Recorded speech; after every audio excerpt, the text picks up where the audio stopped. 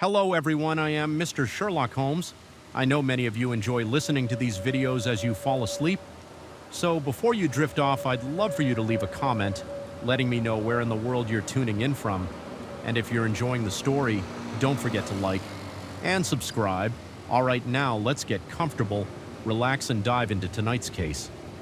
Story 1. With the popularity of Japanese two-dimensional culture, worldwide cosplay has become a very popular activity among young people. Some top cosplayers are even revered like celebrities within their circles. Many people think that although these cosplayers immerse themselves in serious or crazy roles when they wear their costumes, it is generally a very safe hobby. However, in 2021, a beautiful and talented girl lost her precious life. Because of this hobby, Marian Oliver Snow was a 23-year-old American girl and an active cosplayer on TikTok.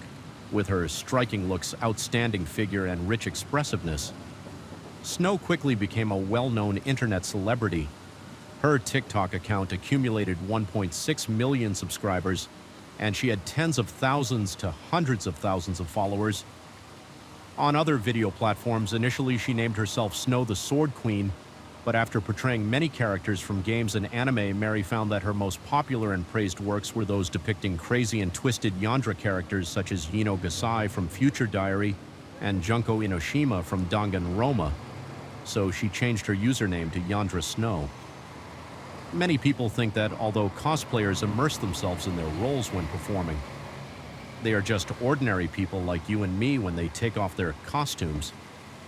However, Snow gave the impression that she merged with her roles, both her on-camera and off. Camera behavior seemed unconventional, disregarding others' opinions among her many outrageous actions. The most criticized was when she and her friends entered a cemetery to shoot a video in mid-2019. When the video of her standing or sitting on tombstones was released, it immediately caused an online uproar. Neens accused Snow of lacking respect for the deceased and called her actions a desecration. Snow did not back down in the face of criticism but argued with Neens, saying that her actions were purely for artistic purposes and that she had obtained permission from the cemetery management. However, the cemetery management company soon issued a public statement saying they had never given Snow any form of permission. They warned that if she dared to sneak into the cemetery again for such activities, they would take legal action against her. After being publicly refuted by the officials, Snow did not admit her mistake, but instead tweeted. This statement naturally caused another wave of criticism, but since Snow did not commit any serious crime or cause any severe consequences, the controversy quickly died down. Moreover, her actions, which matched the characters she portrayed, actually brought her more attention and followers. Regarding the controversy surrounding Snow, some said she was reckless and thoughtless, while others believed she was very clever, knowing that the professional cosplay circle, despite its glamorous appearance, was fiercely competitive. If one could not consistently produce high-quality photos or videos or maintain topicality, they would quickly lose their platform traffic, so she constantly made outrageous remarks and actions, regardless of how the outside world valued Snow. She had some like-minded friends who always supported her, including a girl named Helen who had a very close relationship with Snow, half like friends and half like lovers. However, to everyone's surprise, in early 2021, Helen died at Snow's hands. Helen Hastings was born in 2003 in Houston, Texas, USA. She was an only child. Her parents were renowned genetic biologists at Baylor College of Medicine. Possibly due to their busy research schedules, her parents had delayed starting a family when Helen was born.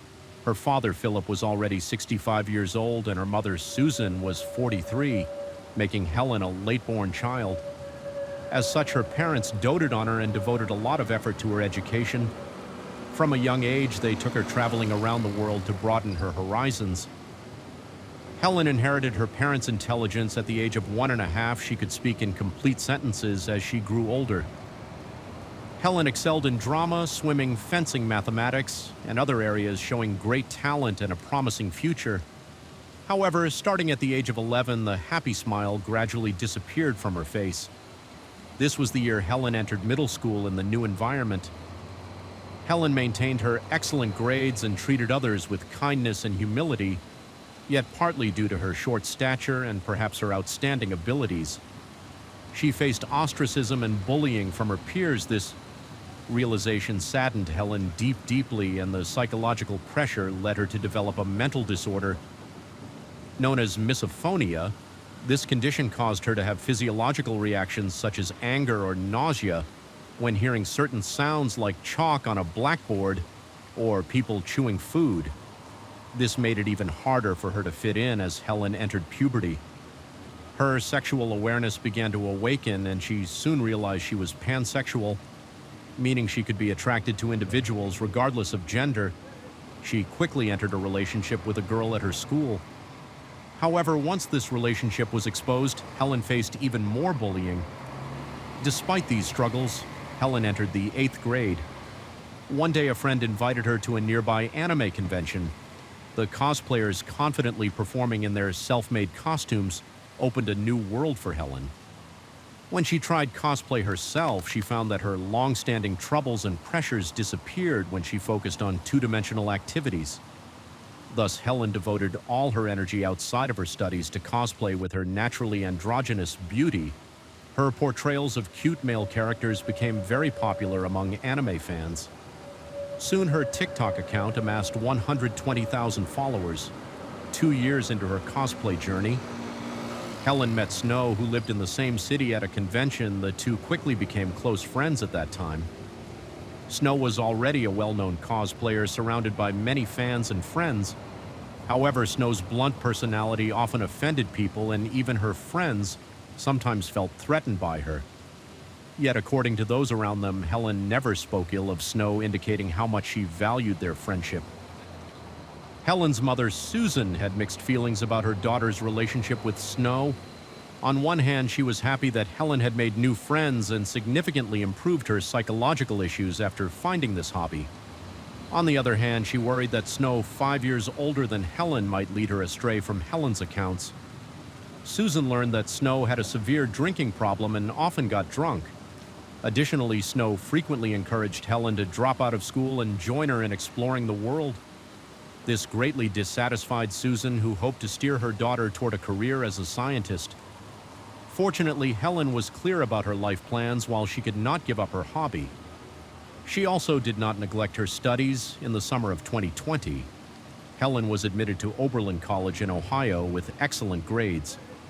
Seeing her daughter start to live independently and integrate well into the college environment made Susan very happy. However, in November 2020, the COVID-19 pandemic surged again in the USA, and universities closed their campuses, requiring students to return home for remote online learning. Thus, Helen returned to her hometown of Houston, desiring independent space. She chose not to live with her parents, but moved into a shared house with Snow and several friends. This decision planted the seeds of tragedy on Sunday, January 17, 2021. Early in the morning, Helen, Snow, and 5 other friends gathered to drink and watch crime dramas by the early hours. Everyone was drunk. Suddenly, Snow stood up and mentioned having a gun. Like the one seen in the show, she then went into a room and brought out a semi-automatic pistol. Since Snow often played with guns no one found this unusual, Snow claimed it was something her recent ex-boyfriend left behind and assured everyone the magazine was empty, making it a gun. She pretended to aim it at her head, and a drunken Helen jokingly said. Without much thought, Snow turned the gun towards Helen and pulled the trigger with a gunshot. Helen fell to the ground, bleeding from her head. The group was stunned. It became evident that although the magazine was empty, the last bullet already in the chamber had not been removed. Snow's habitual recklessness combined with alcohol led her to forget to check the gun thoroughly. Resulting in this tragedy, the group's drunkenness subsided quickly. They scrambled to help Helen and called 911. Helen was rushed to the hospital, but due to the severity of her injuries, she passed away 2 days later. It was then revealed that Helen had signed an organ donation card, so her death gave new life to 2 patients in desperate need. However, responsibility for the tragedy had to be pursued for the police. This case had no doubts. It was a tragedy caused by a group of young people playing with a gun while drunk. There were 5 eyewitnesses at the scene, and Snow herself confessed. So the prosecution quickly charged her with manslaughter. The judge determined that Snow did not pose a threat to public safety, allowing her to return home on bail with a $20,000 bond wearing an electronic ankle monitor. While awaiting trial, since the case has not yet gone to trial, this story should have ended here. However, what happened next added a layer of irony and tragedy to the entire event after being released on bail. Snow posted on her TikTok account on January 21, 2021, stating she would pause content. Updates indefinitely for days after the tragedy. Helen's parents, though heartbroken, maintained their composure and did not publicize the matter, and a few insiders remained silent. As a result, the public was unaware of the tragedy and assumed Snow was taking a break due to a creative block. However, just 3 weeks later, on February 11th, Snow resumed posting videos on her account. She cleverly used camera angles and props to hide the monitoring anklet, performing the same beautiful yet slightly motted acts as before. Many of these scenes and lines seem to make light of the killing, even hinting at Helen's death.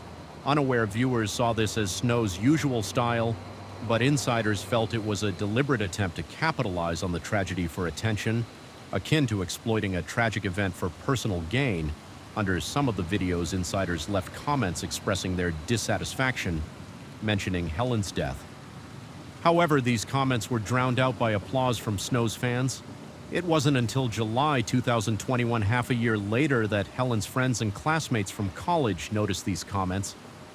After Helen's death, the college had informed students via email, simply stating that a student named Helen had passed away, expressing regret for not being able to share wonderful college experiences with her. This brief notification, coupled with the inability to contact Helen's parents, led her classmates to believe Helen had died in an accident or by suicide. It wasn't until they saw the comments on the short video platform and confirmed with the police that they learned the truth about Helen's death. Overwhelmed with sadness and anger, they began exposing the entire incident online. This led to a wave of condemnation that flooded Snow's channel Snow, then set her account to private making. All videos invisible judged to revoke Snow's bail due to her excessive drinking, often becoming heavily intoxicated and repeatedly allowing the monitor's battery to die, making GPS tracking impossible. These were violations of bail conditions, but the judge ultimately rejected these requests. Thus, Snow remains free. Snow's lawyer publicly stated that her videos during this period were not malicious, but were her way of expressing her inner trauma. However, it is doubtful that anyone believes this explanation in the U.S. The sentencing range for manslaughter is quite broad. It can range from up to 20 years in prison to as little as 2 years. With a $10,000 fine, the exact punishment Snow will receive is something we can only wait to find out. This tragedy, where a beautiful life was suddenly lost in such a seemingly frivolous manner, is deeply lamentable.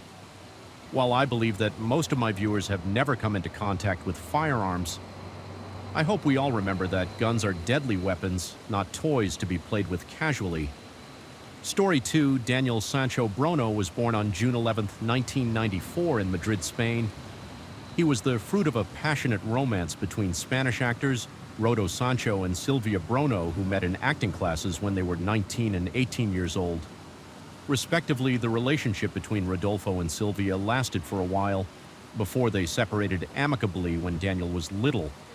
In 2005, Rodolfo started a relationship with actress Xenia Tostado Caballero, but Daniel remained an only child until 2015 when Hema, the daughter of Xenia and Rodolfo, was born. Daniel's father, a famous Spanish actor, launched his acting career when Daniel was 3 years old. The role that led him to his first success was Nico in the youth series Alir de Ciel. Throughout his successful career, Rolo has received around 20 recognitions and awards for his roles. Daniel is also the grandson of another great Spanish actor, Sancho Gracia, famous for his role as Quiro Giménez in the 1970s. TV show of the same name, Sancho Gracia was awarded by the New York Critics Association in February 2003 for his performance in the Mexican film El Crime and Del Padre Amaro, and was nominated for a Goya Award in 2002 for Best Male Performance for his role in the film 800 Balas by Alex Dea Glacia. It was Rodolfo's father who told him that when he saw his son's face, his life would change, and it did. Despite achieving fame at the young age of 22, Rollo remained grounded. He understood the instability of the entertainment industry, and being a father helped him stay humble. He has mentioned this in several interviews about his life. Sylvia distanced herself from the show business world and dedicated herself to raising Daniel. She started a career in the insurance business and is currently a property manager at the Maffrey Company. She doesn't have a social media account, and information about her is almost non-existent on the internet. The only information available about Sylvia online is from an interview on the website of the restaurant Shane Lucha. In the interview, she revealed that she is a fan of the British singer Sting and loves the Santander area where she feels at home. Sylvia concluded the interview by saying that her favorite things in life are skating, sleeping, and spending time with her son, Daniel Rollo, and Sylvia. Aware of all the media exposure due to Rollo's profession, preferred to keep Daniel out of the public. So he could grow up as a normal child, away from media harassment. Many entertainment journalists in Spain were unaware of Daniel's existence. The father and son enjoyed spending quality time together, playing soccer, and both had an interest in the arts. In fact, when Daniel was little, he helped his father with the script essays that Rodolfo had to study. There are not many photos of the family together on social media when they went out. They took precautions and chose places that ensured their privacy for these reasons. We do not know a lot about Daniel's childhood and adolescence, although he was far from the spotlight. Daniel, like many young people of his generation, loved social media and shared details of his life on these platforms. In 2013, he used Twitter frequently, where he shared messages with his girlfriend at that time, Carmen Celestino, with whom he had a romance that lasted 5 years. His last post on that account dates to March 8, 2013, and stated that he had to get his hands dirty. His father said in 2015 that his son hadn't been curious to follow in his footsteps and didn't want to know anything about film or television. In another statement in 2018, Rollo said that Daniel was finishing his degree in business management and administration, and that he and very proud of him when Daniel completed his university education. He lacked enthusiasm for his business administration degree. Instead, he wanted to pursue tennis competitions, but eventually gave up on the idea. In 2020, Daniel decided to take a new route and began studying gastronomy. His father commented on the change in Daniel's life direction, expressing that everything made sense to him because Daniel had already shown his passion for cooking at the age of 10 by preparing cookies and cakes for the family. From that moment on, Daniel became very active on social networks, sharing his passion for gastronomy, travel, and a life of luxury through photos and videos on YouTube. On May 20th, 2022, he created the channel Poro Deezer, where he shared 5 videos of his cooking recipes. Daniel's entire life could be followed on social networks. He had gone from anonymity to media exposure. He was a very handsome digital creator who showcased his trips to Padel Carmen, Tulum, for Ventura, Ibiza, Fora, Venice, Amsterdam, the Maldives, and Thailand, which he first visited in March 2018. According to his posts, surfing, diving, skiing, and sailing were his passions. He also had a girlfriend with whom he had a seemingly good relationship with signs of an engagement. He seemed to be having a good time and was enjoying it. Paula, as identified by the Spanish media, was a designer and an alpine skiing enthusiast, apparently the ideal partner for the life he wanted. It was through his travel posts on a social media account where he had more than 8,000 followers that Daniel caught the attention of a renowned 43-year-old Colombian plastic surgeon named Edwin Arrieta Artea in 2022. Edwin was born in Laica, a municipality in the department of Corda in northern Colombia. According to various profiles published by Colombian media, Edwin spent his childhood and adolescence in Larica, raised by a working-class family. His father, Leobaldo Arrieta, repaired radios and televisions, and his mother, Marcela Artia, was a teacher.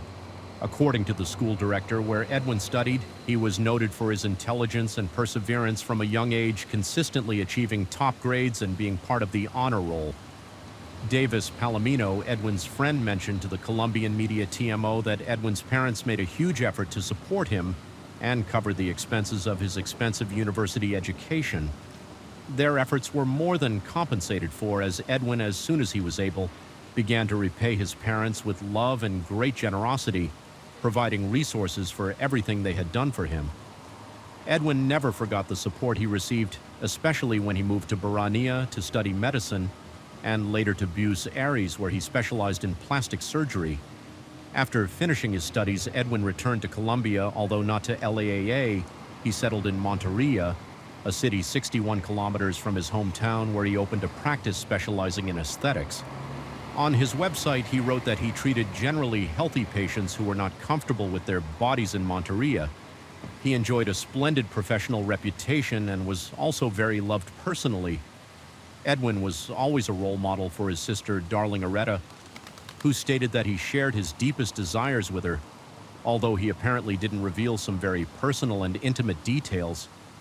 Darling also spoke on Caracol, the Colombian TV channel, expressing that Edwin was a noble-hearted person, generous and excellent son and brother, and someone who liked to do charity work. According to her, he was always charismatic, which is why he quickly stood out from the rest when he began to fulfill his dreams. Everyone close to him was happy about his achievements. Darling said he was a noble-hearted person, generous, an excellent son, brother, uncle, and friend, a person who enjoyed doing charity work, a dreamer.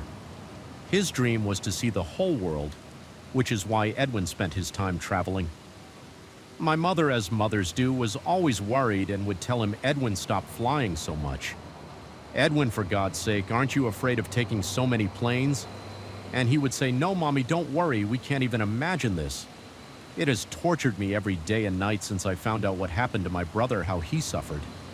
I mean, we don't know if this man killed him first and then did this to him. Or if he did it to him while he was alive, it's something we'll never know. This person is taking advantage of the fact that my brother is no longer here to defend himself. He is saying many things and tarnishing my brother's name, but my brother cannot defend himself," according to Darling.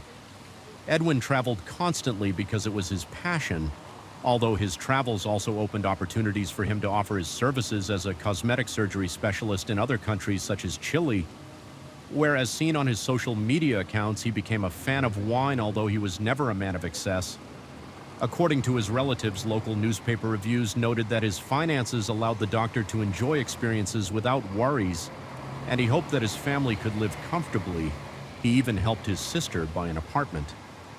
Edwin's friend Victoria Jutton said that he was an awesome man who was always available when needed, and described him as a hero, a great friend, and a wonderful human being. Beyond his profession, Edwin seemed to have the desire to invest in other businesses that could be profitable in the future.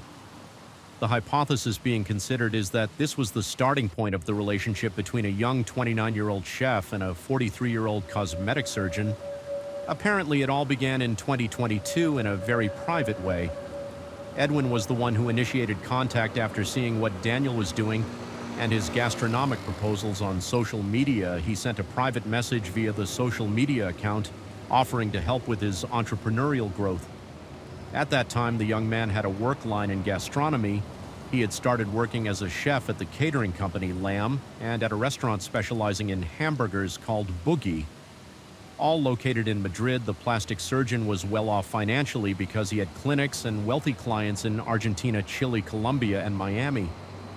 Daniel himself confirmed in statements to the police that Edwin approached him as an investor and made him many promises that would allow him to keep his luxurious lifestyle, while this relationship was taking on a different tone than business. Daniel exchanged intimate photos with Edwin, and it is presumed that they had their first sexual encounters somewhere in the world. From then on, their contact became closer.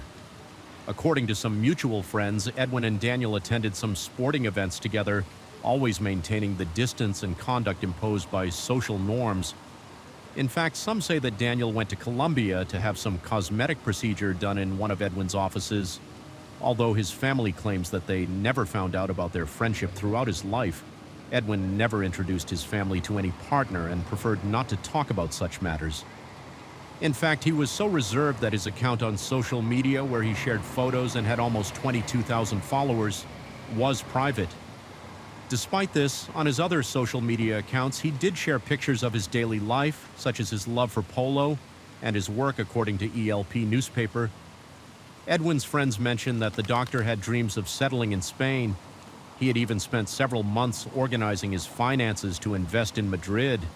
However, it is still uncertain whether his decision was influenced by his relationship with Daniel. As a significant fact, there were people close to Edwin who had Daniel's contact number, which is an indicator that the relationship between the two was known at least by those closest to him. In December 2022, Edwin invested around 10,000 euros, a little less than $1,000, in Daniel's restaurant. But this element has generated debate. Firstly, it is unknown whether it is the catering business or the hamburger business. Secondly, although it was said that he was the owner in the case reports in Spanish media, it is indicated that the young man does not appear in any of the commercial registers as an owner of either of the two establishments. However, according to various Spanish media, the son of the well-known actor was already working on a new professional project to continue, expanding his presence in the gastronomy and hospitality business. It hasn't been revealed yet whether Daniel's new idea was the one in which Edwin had invested money or had promised to invest. The truth is that the relationship between the two had been kept for about a year until there was a surprising turn in February 2023 when the young man decided to end this relationship and tried to distance himself from Edwin. That was the moment when the surgeon supposedly began to blackmail him and threatened to spread his private pictures. Despite the tense situation, Daniel asked Edwin to go with him to Phangan Island in Thailand to attend the famous full moon party, scheduled for Thursday night, August 4th. Thousands of people from all over the world come to this celebration on the seashore, looking to enjoy an extreme experience where alcohol and illicit substances are abundant. Some of Edwin's close friends knew that he would go on an adventure with Daniel, and together they would travel to Thailand. However, they all agreed that the surgeon spoke little about his private life. They were also surprised that Edwin wanted to be part of the extreme party atmosphere in Thailand because he wasn't a man of excesses, nor did he consume substances. As far as everyone knew, Daniel didn't have this type of behavior either, according to what has been reconstructed from what happened on the trip on Monday, July 31st. Daniel arrived at Phangan and rented a motorcycle that same day in the private villa where Daniel would stay. There was a reservation from July 31st to August 3rd made by Edwin on August 1st. According to CCTV footage, Daniel bought a knife, rubber gloves, plastic bags, detergent, and other tools at a local store. Several Time media reported that he unsuccessfully tried to buy a kayak from two tourists on the same day, offering them up to $1,000. Other media indicate that he did buy the boat from a store where they gladly accepted his $11,000 on Wednesday, August 2nd at 3 p.m. Daniel picked up Edwin at the airport and the two traveled on a motorcycle around the island. Then they went to the villa where the accommodation was reserved. This was the last time the surgeon was seen alive. Daniel's version is that Edwin tried to have sex with him as soon as they arrived at the private villa, which had only one double room, but he says that he refused and punched Edwin. Edwin fell to the ground and hit his head, dying instantly. Why didn't Daniel seek help, call emergency services to assist Edwin, or notify the police of the supposed accidental death? This is something that is still unknown. Instead, he started to segment the body into 17 parts over 3 intense hours. He then placed the pieces in different bags with the sole purpose of getting rid of the evidence. 2 hours later, he went out in the kayak 600 meters from the coast and threw one bag into the water on Thursday, August 3rd at 6 a.m. He took another trip in the kayak and threw another bag into the sea. 3 hours later, he checked out of the hotel where he was staying, but there was still a bag with the Colombian surgeon's remains that was not thrown into the sea.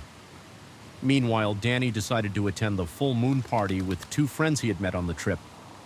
Later, before midnight, he went to the police station to report Edwin's disappearance. According to Thaw, media workers at the incinerator plant at the garbage dump found parts of a body, and this discovery started the police investigation on August 4th. Thai authorities found another plastic bag with more of Edwin's remains, and inside it there was also a receipt that led them directly to the store where Daniel bought a knife and other materials. This was important information for the police since they could review the CCTV footage in the store. Upon discovering these incriminating clues, the authorities arrested Daniel and interrogated him. However, he initially denied the facts. At the same time, there was a conversation between Daniel and Vivi, Edwin's friend Vivi. told him that those close to the doctor were very distressed not to hear from him for many hours, and asked him to look for Edwin all over the island, to which he replied that he would take the motorcycle, search the hospitals, and go to the police, worried about not knowing anything about her friend Vivi. Asked him if he had already gone to the police before talking to her. Daniel then turned the conversation around, confessing that he was being held and that they were asking him a lot of questions that made him afraid she didn't suspect anything at that time, and told him to be calm. Then continued to inquire where Edwin left his luggage suitcase and things. The young man replied that they went to the full moon party but were staying in different hotels.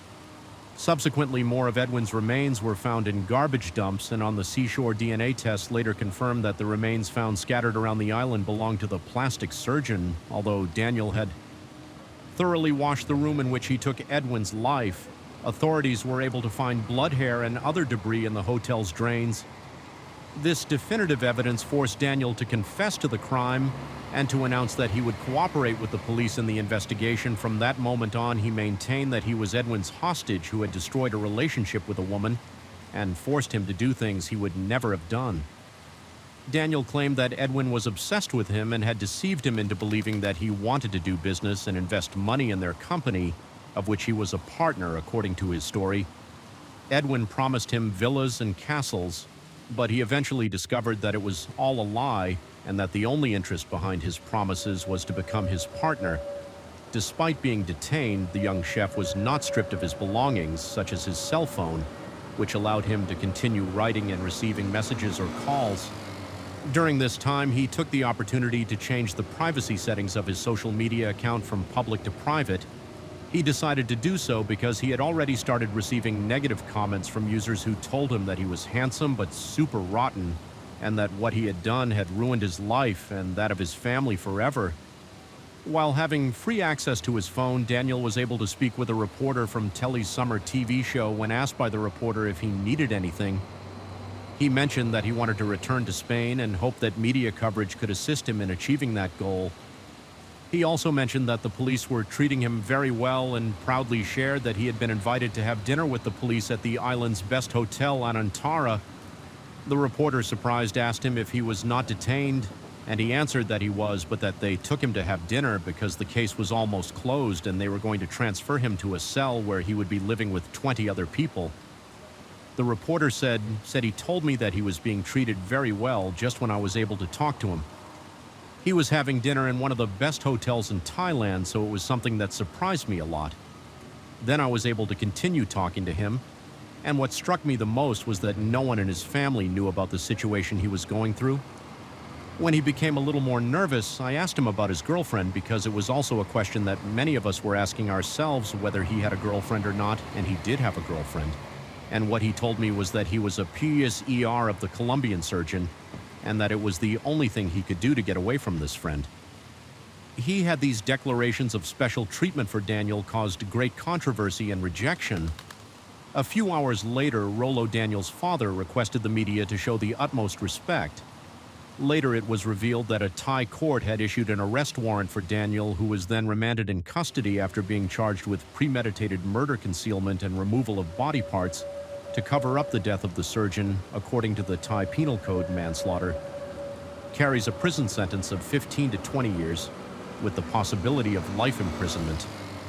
In certain cases, the death penalty still exists in Thailand, but is reserved for the most severe offenses. Speculation has been rampant regarding the potential application of capital punishment in Daniel's case due to premeditation. At the time, it remained unclear whether he would be tried in Thailand or Spain, but the Spanish embassy in Bangkok confirmed it was providing consular assistance to Daniel. This assistance included providing a list of local lawyers and regular visits from a Kular official. At least once every 6 months, the defendant's family announced they had hired a private law firm to defend Daniel, according to Agencia F. Although a Thai public defender currently represented him, Daniel was ultimately remanded to Koh Samu District Prison, situated over 10,000 km away from the paradise island of Koh Phangan, where the incident occurred. Access to this prison requires a 40-minute ferry ride. Due to ongoing COVID-19 protocols in Thailand, Daniel had to undergo a 10-day isolation period upon arrival. It is projected that Daniel may remain in this prison for approximately 6 months while awaiting the initiation of his trial. Following this period, he is expected to be transferred to a maximum security facility. Anecdotally, since his transfer, a dozen correspondents from several Spanish television stations have been stationed outside the prison seeking to capture and be informed minute by minute of what Daniel is going through. Precisely because of the deployment of the Spanish media in Thailand, details have come to light. Thanks to journalistic investigations, one of the most relevant pieces of information was provided by Adrian Filas, a correspondent in Thailand for Antenna 3, who announced that a message containing death threats from Edwin to Daniel had been discovered. Adrian, who has been immersed in the Koh-Phangan investigation, shared additional details during his appearance on the Spanish morning show of SPO Pueblo. According to his statements, Daniel's cell phone is under scrutiny, and this threatening message has changed the perspective of investigators. In the message, Edwin allegedly threatened to take the young man's life if he decided to end their relationship, which had lasted for more than a year. The Thai authorities have moved quickly on this case, not only due to media pressure, but also due to the nature of the facts. Despite having a legal deadline of 3 months for the investigation, the process was expected to be completed in just 3 weeks. This speed would also be seen in how quickly Daniel's trial would be brought in. In fact, the investigation has moved swiftly forward, focusing on street security camera footage and awaiting further DNA evidence from Edwin, including a T-shirt with several stab wounds, as well as processing evidence found in the room of the villa's hotel where they stayed. In addition, it was reported that Thai authorities were convinced that this was a premeditated act. They relied on security footage showing Daniel buying bags of sharp instrument and cleaning supplies before Edwin's arrival on the island during the investigation. Officials indicated that there was an additional mystery: the absence of Edwin's cell phone and passport. These missing elements introduce complexity to the case and raise unanswered questions during all the events of this case, which had dramatic overtones. Paula, the girlfriend with whom Daniel had planned to formalize the relationship and ask her to marry him, entered the scene. However, according to the young man's statements to the Thai authorities, Edwin had destroyed that relationship by keeping him for the last year in a crystal cage. A cage nonetheless. During his conversations with different Spanish journalists, Daniel sent a public message to Paula telling her to take care of being happy and to move on with her life. Why he did not call directly but spoke through the media as unknown. Meanwhile, due to the rumors about the nature of the relationship between Edwin and Daniel, which went far beyond friendship and business, Edwin's family expressed that they were very affected and outraged by this loss. In a statement to the national and regional media, the Arrieta family announced that they would refrain from making any further statements about the events. They argued that they didn't want to hinder the investigation process and the diplomatic steps being taken by the official agencies of the states involved. Although the family said in the statement that they wouldn't make any more comments, Edwin's sister Darling spoke with Agencia F and expressed that the people of Santa Cruz de la are shocked. And in mourning, she added that Daniel not only cut Edwin into pieces, but also destroyed the entire family, saying it is as if he had ripped out their hearts. Darling maintained her position that Daniel set up an ambush against Edwin and did so consciously as a spokesperson for the Arrieta family. Darling asked for justice in the face of the immense pain they are going through and referred to how heartbreaking the suffering of her parents is. She also said she hopes that once Daniel is tried, he will serve his sentence in the Asian country, according to the TV show Enoka Dotos. Rolo managed to contact the Colombian surgeon's sister to ask for forgiveness and express the deep pain felt by his whole family for the events. He told Darling that he was very sorry for what happened to her brother and believed that his son must have had a disorder the day he committed the acts. He then commented that there were 2 destroyed families and that he was sorry for everything that happened. Daniel's family also wanted to issue a public statement beginning with their condolences for Edwin's death. Then they thanked the press for their interest, but warned that making statements could affect the investigation. They also asked for respect for the painful moment that both families are going through. Due to this terrible situation, the note was sent to Agencia F by Fernando Oyer, director of the law firm. Representing Daniel on August 15, 2023, the Thai police held a press conference to announce the closure of the investigation in 10 days, well before the maximum time limit of 84 days. According to Thaw law, if it was premeditated in something that had been prepared beforehand, it usually results in the death penalty after inspecting the crime scene. We found only one person involved, and that is Daniel. The reason for the murder was that Daniel no longer wanted to have a relationship with Edwin Arrieta. All the evidence has led the suspect to confess his motives involved the affairs between them. Today we held a press conference to announce the closure of the case, and I myself have spoken to the Colombian ambassador for Thai investigators. The motive in the case was that Daniel took Edwin's life to end their relationship, and he did it without anyone's help, as there are no recordings of other people near the place where the surgeon's life was taken. This refutes the request from the members of the law firm representing the Sancho family expert criminologists and lawyers who suggested investigating the possible participation of other persons in the events. Thai investigators indicated that the specific cause of Edwin's death could not be precisely determined. On the one hand, based on the cuts to Edwin's clothing found during the investigation, they estimated that he may have received a lethal stab wound to the chest. However, they also didn't rule out that he died due to a blow to the bathtub after Daniel pushed him during an argument, as the young man indicated in his first statement. Agent C. Kate Hackpen, known as Big Joke, head of the investigation in Thailand, didn't mince his words at the press conference. He said he would seek the death penalty for Daniel because of the motive and premeditation. He also confirmed that toxicology tests found no traces of drugs on Daniel, and insisted that it was suspicious and striking that Edwin's cell phone was still missing the money. Edwin may have given Daniel Spark initial interest.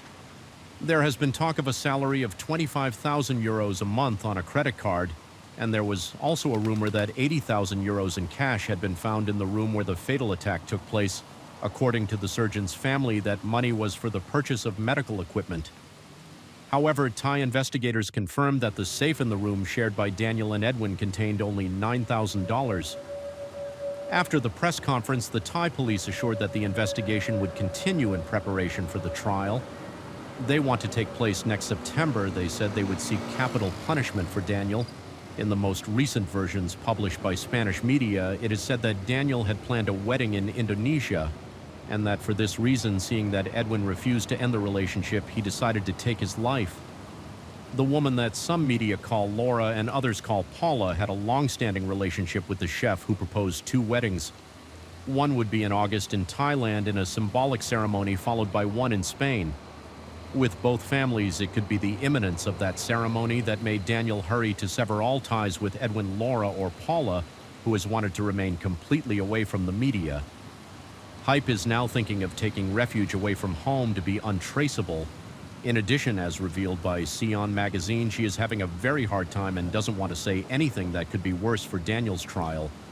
The Spanish media indicate that on July 23, 2023, she made her last publication in which she and the young chef were together, but after everything that happened, she deleted the posts and stopped following Daniel on social media so that she would not be associated with him.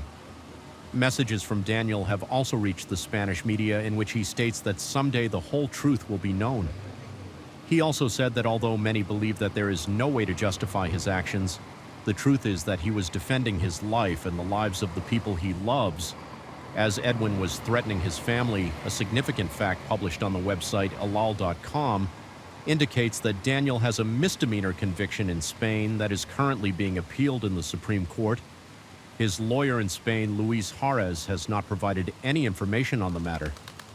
What is certain is that the trial is scheduled to begin in September. Before concluding this video, I want to introduce you to the defenders representing Daniel and their credentials. On the one hand, there is the law firm headed by Fernando OCA in Thailand, which, on behalf of the Sancho family, is trying to prevent Daniel from entering the maximum security prison in Thailand. Fernando and the criminal lawyer Kanan are currently in charge of advising the young man in Thailand. Sea services are required since, in Thai courts, Spanish lawyers cannot handle the defense born in Barcelona to Aragon parents. Fernando has a degree in business from Abd Alaku University. His first jobs were in his native Barcelona, where he worked as an assistant financial manager in well-known companies. In 2005, he moved to Brussels for new professional challenges, and in April 2006, he relocated to Thailand, a country he has not left since then.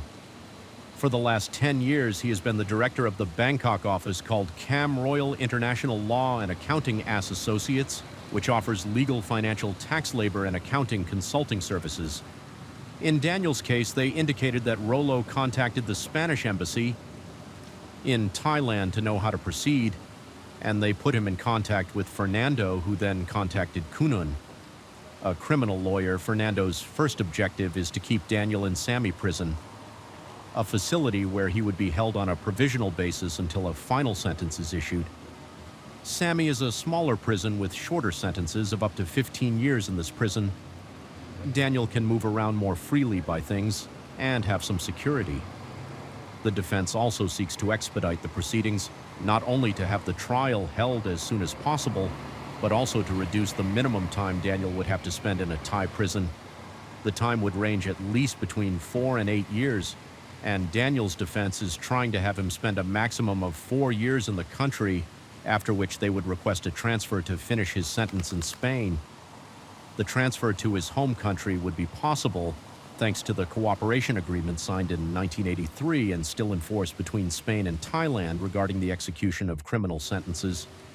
It provides for the transfer if the person is sentenced to life imprisonment. Another condition is that the crime exists in the penal codes of both countries and that it was not a crime against the Thai state. Even so, it establishes that he would have to wait a minimum of 8 years in a Thai prison, a term that Daniel's defense will try to shorten to 4 years. They also hope to be able to reduce the sentence. The main penalties being speculated are either the death penalty for premeditated murder or life imprisonment. According to some media reports, the victim's family may not request capital punishment for Daniel due to their religious beliefs. However, the defense is also considering reaching some kind of agreement to avoid it. The Spanish media have made the case the talk of the day, and speculation about what happened is abundant. The same occurs with many Colombian media. Because of this, the last point of Daniel's lawyer and intermediary strategy is to lower the media pressure on the case, a task that would not be as complicated in Thailand as it is abroad. Another move Daniel's team of lawyers might make is to ask for clemency from the King of Thailand every July 28th. In celebration of his birthday, the country's eccentric King Maha Vajir. Lorne replaces capital punishment with life imprisonment for many of the prisoners sentenced to lethal injection while Daniel's defense is working in Thailand. His father, Rollo, has hired the services of the criminological law firm Balagon and Chipas in Spain to find out what is behind the case, as they are convinced there is more to it.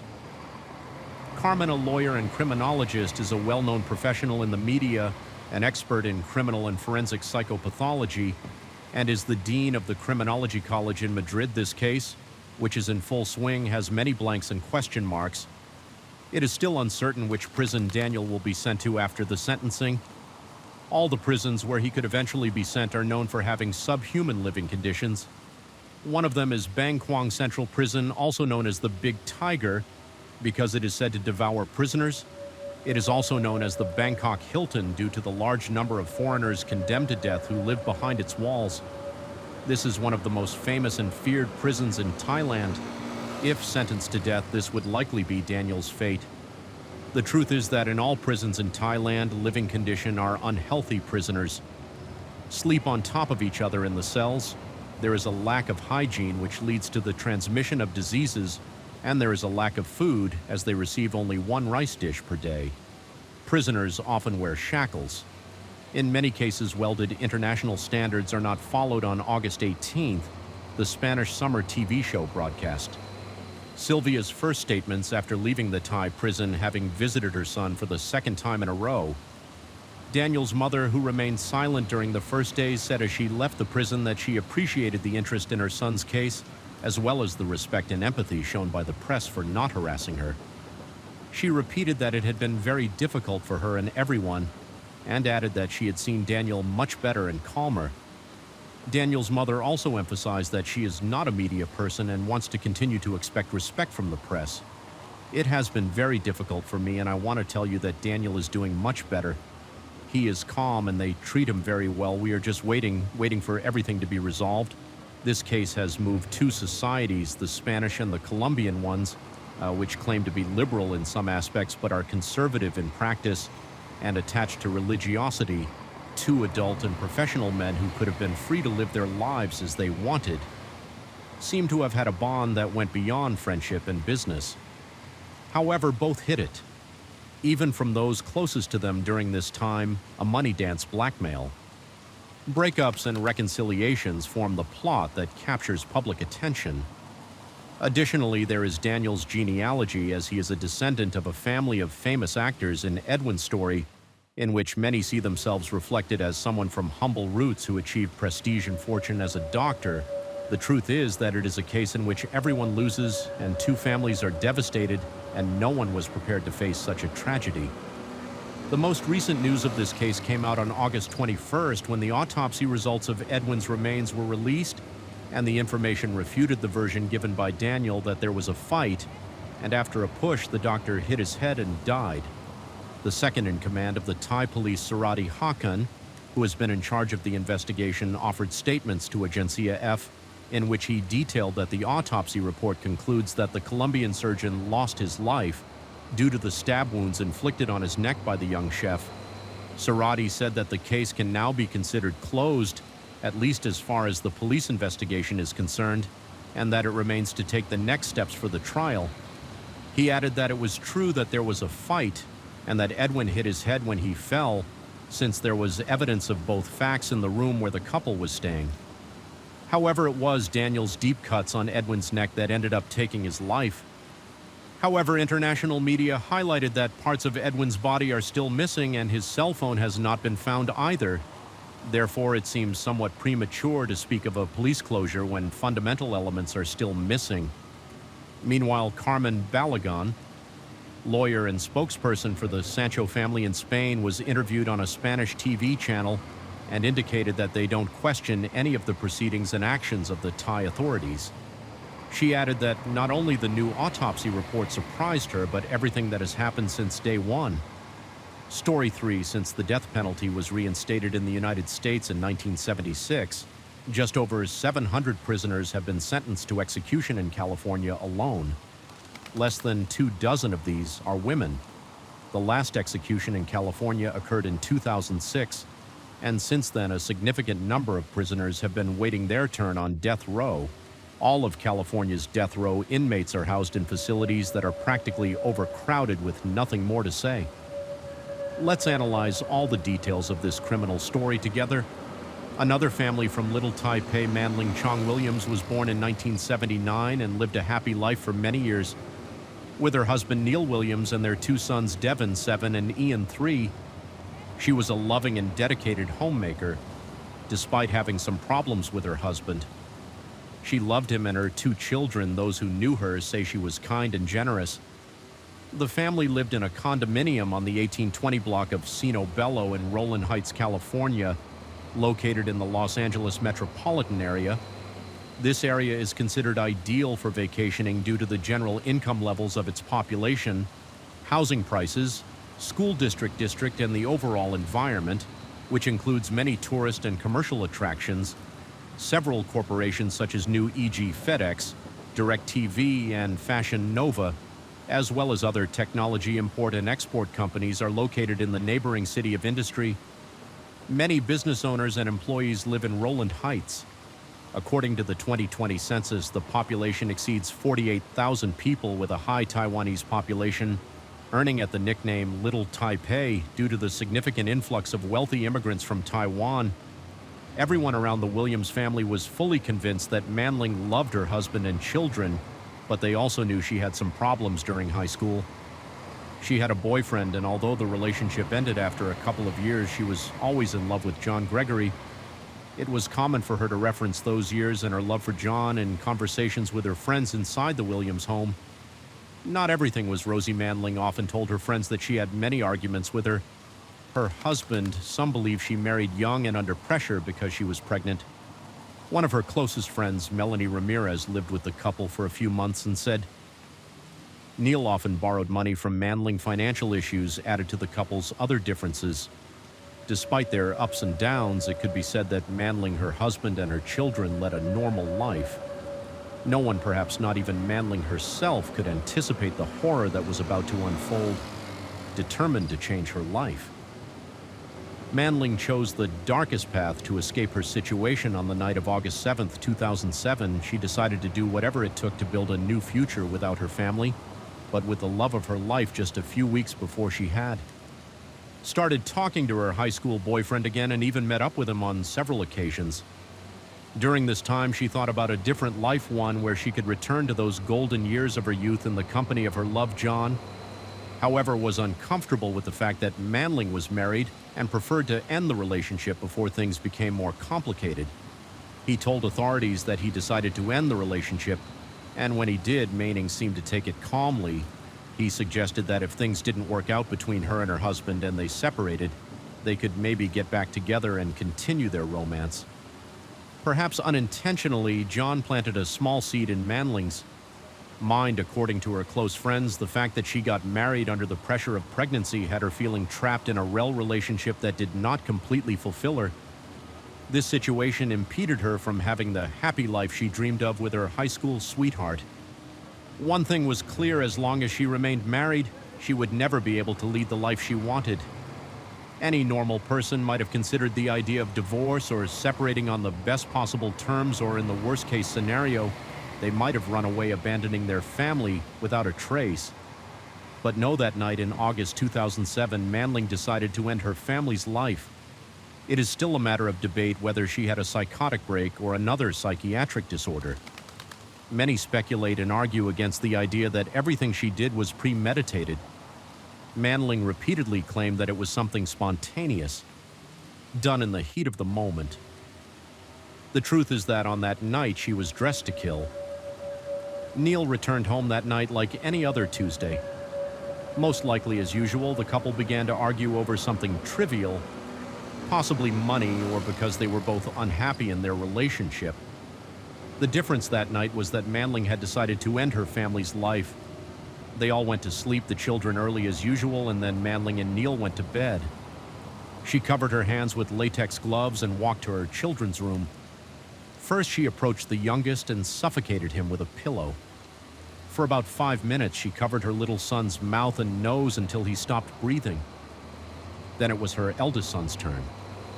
Devin suffered the same fate as his little brother. His mother also covered his nose and mouth with a pillow until he suffocated after ending the lives of her little ones.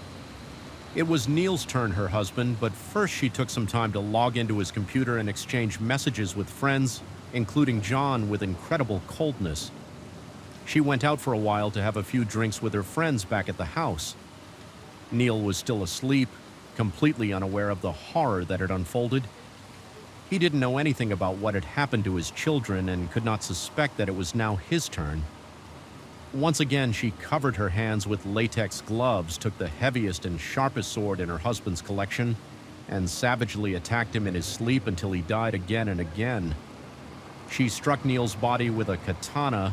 A katana is a curved sword with a single edge and a pointed tip traditionally used by samurai. Its size is around 1 meter in length and usually weighs around 1 kilogram. According to forensic analysis, Manling caused more than 90 injuries to her husband, Neil. It was a savage and brutal attack that left severe damage throughout Neil's body.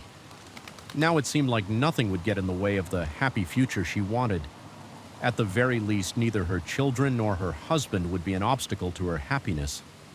After the murders, she continued with her Mayab plan. She wrote a note in which Neil supposedly confessed to having suffocated their children before ending his own life. She got rid of all her bloody clothes and any items that linked her to the homicides, and then ran out hysterically, screaming into the street, asking her neighbors for help, claiming that someone had murdered her family. Francine Chura, a close neighbor and family friend, was the first person to arrive at the crime scene. She stated that she discovered Neil's lifeless body in the house immediately after Manling ran out. Completely distraught, according to Francine, Neil's body was on the second floor of the house. Francine also reported that the night before she had heard a loud argument between Manling and her husband, and that after 11 at night she saw Manling leaving the house for her part. The murderous widow feigned pain, sadness, and confusion while being interviewed by the authorities, assuring that Manling had done nothing wrong. Francine closed the door of her house and was left without help. The police verified that the woman murdered her family because she loved another man. Manling acted as if she were completely innocent, as if she had not been the one who committed these heinous acts the night before after murdering Devon Ian. And Neil. She called the police and informed them that she had returned home after buying some groceries and discovered that her husband and 2 children were dead, claiming that someone had murdered them. The horror that was unleashed in the Williams home involved their son and his wife. The police found it very difficult to clarify what had happened, as they only had the testimony of the sole survivor of the massacre and the little information the neighbors knew and saw. However, forensics often say that bodies always speak for many days and endless hours. Investigators tried to obtain even the smallest detail that would help clarify what happened during this time. Manling appeared devastated, very sad and inconsolable. This facade of suffering collapsed when officers confronted her about a box of cigarettes they found with traces of blood on it. This seemingly insignificant element placed Manling at the crime scene and cast serious doubts on her version of the events. And her innocence, the authorities managed to gather a significant amount of evidence that led to suspicion of the sole survivor of the Camino Bellow massacre. Ultimately, she was charged with 3 counts of first-degree murder and arrested. After a few months, the trial began. Prosecuting attorneys were Los Angeles County Deputy District Attorneys Stacey Ox and Pat Couch, while defense attorneys were Tom Aldis and A.D. Takuji, one-by-one relatives and close friends of the victims. And Manling testified. One of the first to speak at the trial was Jacqueline Bailey, who commented that on several occasions Manling had told her that she and Neil were arguing more and more frequently, sometimes escalating from arguments to shouting and ending up having very heated, aggressive, and violent confrontations. Other friends of the couple and some neighbors corroborated Jacqueline's testimony. Some of Manling's closest friends recalled that she often spoke of being practically forced into marriage because she was pregnant. She also mentioned being in a state of despair during the death of her first child. Other close friends of Manling, such as Melanie Ramirez, offered their testimony regarding the longing with which she used to remember her high school love. Melanie's testimony was key because, having lived for a while in the Williams house, she was able to give better insight into the arguments and the fact that Neil asked Manling for money, which was also a reason for fights between the spouses little by little. The whole truth about Manling and John's love affair came to light, shedding more clues about the possible reasons that motivated this housewife to wipe out her entire family. Everything reported at the trial supported the thesis that Manling ended the lives of her husband and 2 children because she wanted to be with her lover. JN also came forward to provide all the information he had about this case. He confessed to having an affair with the accused and stated that Manling had accused him of disgracing her husband and that Neil's accusation was a disgrace. John confessed that Manling was unhappy with her marriage and wanted a divorce, but never acted on it. John also said that he was with Manling a few days before the murder and shortly after he decided to end the love affair. According to John's testimony, Manling reacted normally when he broke up with her because he left the door open by mentioning that after her divorce they could revive their relationship. It can be said that suffocation with a pillow is a classic method almost as old as the invention of pillows themselves. It triggers a mechanical physical process that, together with the chemical reaction in the blood and the desperation of the victim, usually results in a relatively quick death. It takes 5 to 10 minutes for a person to die from asphyxiation, meaning Manling had at least 5 minutes to contemplate the implications of her actions while killing her youngest son. The fact that she suffocated both children raises reasonable doubt about her intention to commit these crimes in cold blood. And with full awareness of the consequences of her actions during the trial, the prosecution insisted that the evidence was more than convincing. They argued that the accused murdered her children and husband for selfish reasons, motivated by a narcissistic, selfish adolescent desire to start a new life. The defense insisted that there was no solid basis to support the prosecution's claim, much less that it implied the crimes had been part of a plan orchestrated for months. The defense asserted that the defendant was in a state of extreme mental and emotional disturbance when she killed her husband and children. Other mitigating factors were presented by the defense, such as her difficult upbringing and the total absence of some childhood support. The defense assured that the accused did not have a previous episode or history of violence. Before the murders, Manling was a kind, generous woman, albeit with some problems. Although Manling's extramarital affair with John was acknowledged, the defense maintained that there was no clear explanation for why the Williams family tragedy occurred persistently, questioning the prosecution's claim that Manling's affair was the motive for the crime. After listening to all the arguments, the jury deliberated they could not agree and were divided over the sentence. They did not doubt that Manling was guilty, but they had doubts about the appropriate sentence. Both Williams family members and the Jangs expressed a preference for the prosecution to accept a plea deal from the defense for a life sentence without the possibility of parole, and one that also included waiving rights to future appeals. However, this was not agreed upon. The prosecution insisted that the cruelty of the murders, the premeditation, and the cold-blooded execution of a homicidal plan merited a harsher sentence. Consequently, a new trial was convened in 2010, and after more than 2 years of statements and deliberations, a sentence was finally issued. Manling, wearing an orange jail jumpsuit and her reading glasses, had her hands handcuffed and tied to her waist. Throughout the entire sentencing, she kept her eyes fixed on the prison table. The judge explained that she would spend the rest of her days in prison until she was finally executed, as he sentenced her to the death penalty. Thus, the woman who murdered her husband and 2 children became the 20th woman to receive the death sentence in recent United States history. A long wait on death row followed before the fatal night of Tuesday, August 7, 2007. Manling Williams was a normal housewife dedicated to her family with the ups and downs of any marital relationship, but behind that facade was horror.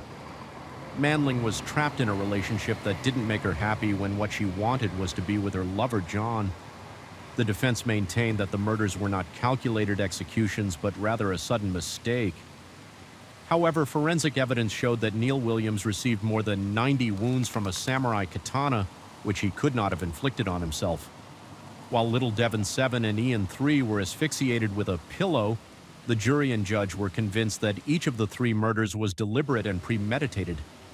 Additionally, all the murders were committed while lying in wait. Proof of this is that Manling used latex gloves to cover her hands the night she attacked her husband, Neil.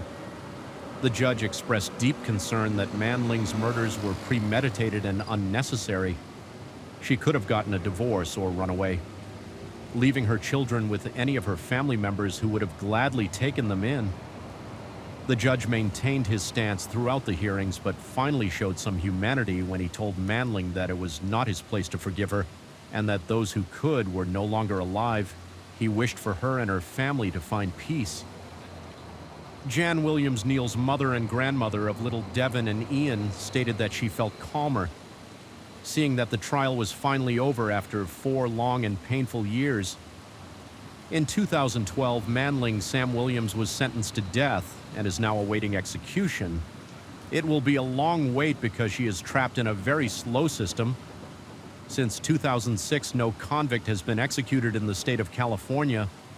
As the years pass, Manling Williams remains on death row, a haunting reminder of the tragic events that shattered her family and shocked the community. The slow-moving judicial system in California means that her execution may not occur for many years, leaving the memories of that fateful night to linger in the minds of those affected. Neil Williams' family, particularly his mother Jan, strives to find peace and closure. Despite the lingering pain, they hold on to the memories of Neil, Devon, and Ian, cherishing the moments they had together before their untimely deaths. The community of Rowland Heights, once rocked by the horrific crime, continues to heal. Though the scars of the past remain, in the end, the story of Manling Williams serves as a stark reminder of the devastating consequences of unchecked emotions and the depths of human despair. While justice has been served in the eyes of the law, the true cost of this tragedy is measured in the lives lost and the hearts broken as the legal process continues. Those who knew and loved the victims hold on to hope that they can one day find a semblance of peace amidst the enduring sorrow. Story 4, Jennifer G. Hart, known to those close to her as Jen, was born on June 4, 1979 in Hiram, South Dakota.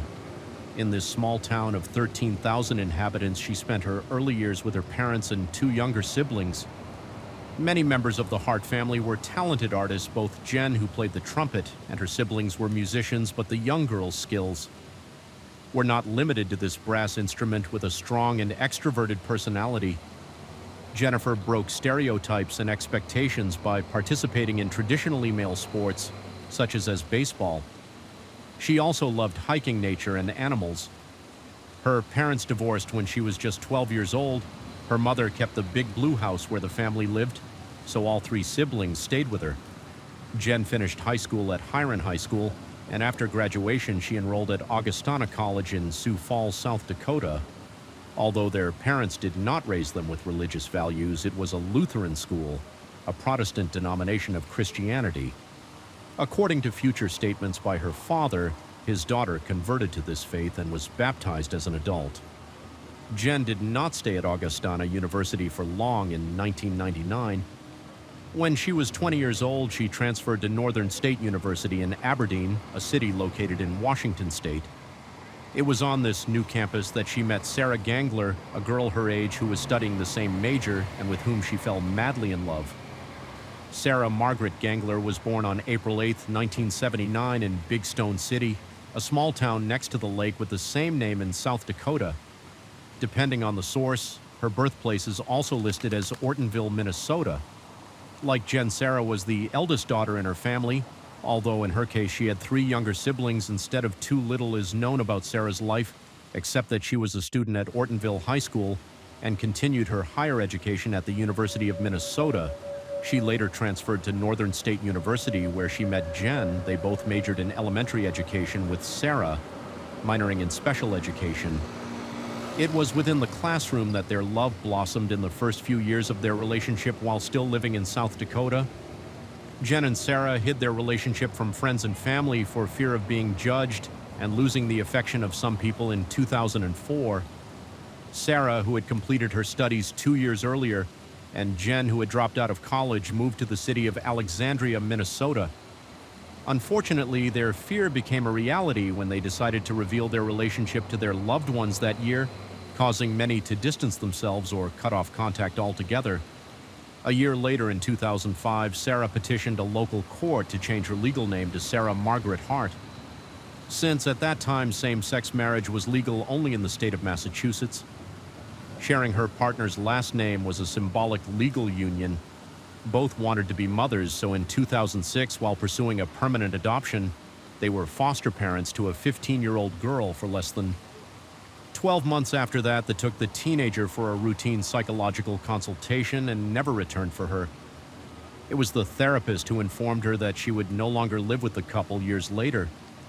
This young woman publicly opened up about her relationship with her foster parents and revealed that she had been assured she would have a home with them until she came of age. She also denied allegations the women made about her, such as always eating out of the house garbage.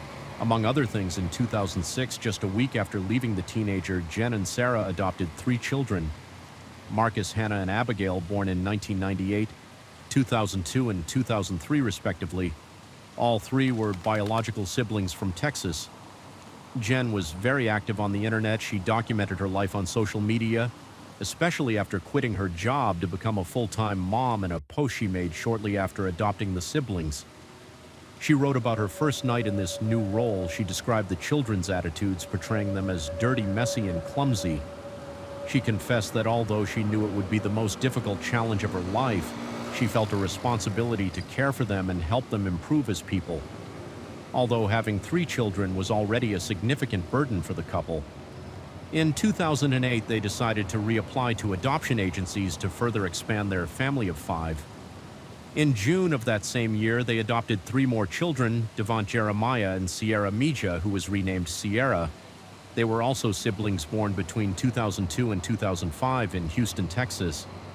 Sherry Davis, their biological mother, was substance addicted, so in August 2006 she lost custody of them and a 4th brother, Dante, whom the Harts did not take, and due to behavioral problems, Devont, Jeremiah, and Sierra were under the care of their paternal Aunt Priscilla Celestin, who was ordered by the court not to allow her nephews to have any contact with Sheer.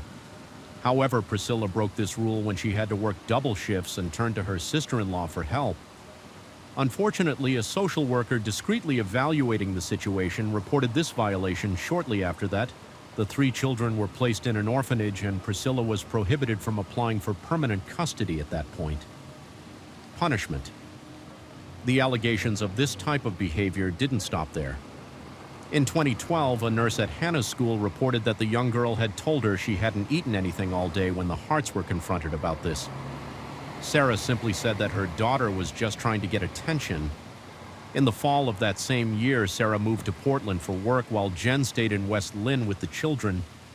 This arrangement lasted for 6 months until April 2013, when the family reunited, this time in the city of Portland, also in the state of Oregon, following the Woodland teacher's complaint. And during the last move, the couple withdrew all their children from the public school system to homeschool them. Although it is not illegal to do this, there are certain procedures and requirements that the U.S. government requires parents to follow, such as registering the change with the appropriate school district. In addition, homeschooled children are required to take standardized tests. This failure to comply with the law was reported to the authorities by an unknown person, so an investigation was reopened. On the family detectives assigned to the case were tasked with interviewing each of the family members. Friends and acquaintances, these interviews helped uncover what was going on inside the Hart home.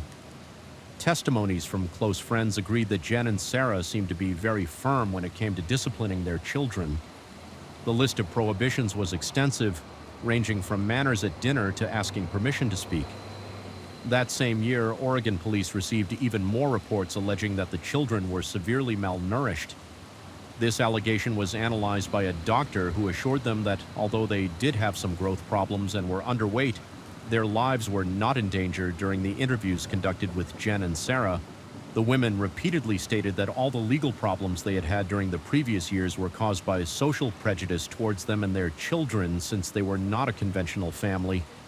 Additionally, the 6 children did not confirm whether new episodes of domestic violence had occurred for these reasons. The investigation was terminated after the authorities failed to reach any conclusions. In 2014, the family went viral on the internet.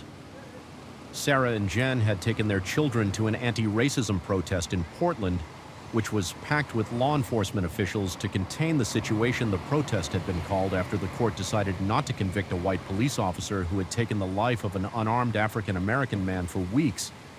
A picture of Devant hugging a white police officer circulated internationally with the caption, "The hug shared around the world." Although the picture was seen as an act of peace and progress in relation to racial violence, Alex Rittinger, a journalist who witnessed the moment live, SED doubts among the audience about the nature of the hug, according to Alex. Moments before Devant approached the police officer, he saw Sarah and Jen convincing the child to do so, giving the impression that the child's tears were from fear rather than emotion. This event completely changed the Harts' lives as they began to receive an overwhelming amount of recognition. However, the public's responses were not all positive. The family received threats in the mail and strange phone calls from unknown numbers. Jen even confessed to a close friend that someone was after them and lurking around their house. For this reason, they decided to move from West Lynn to Woodland, Washington. In August 2017, in this new town, they got a big house where they had a farm, planting different kinds of vegetables and raising goats and chickens. This last relocation marked the beginning of the end for the Hart family. Shortly after settling into their new home, something disturbing happened at 1:30 a.m. Hannah, then 16 years old, jumped out of her bedroom window on the second floor of the house and ran to her neighbors. Bruce and Dana DeCal's home. According to the couple's statements, the teenager was desperate as she begged them not to let her return home, claiming her mothers were not only racist but also mistreated her and her 5 siblings.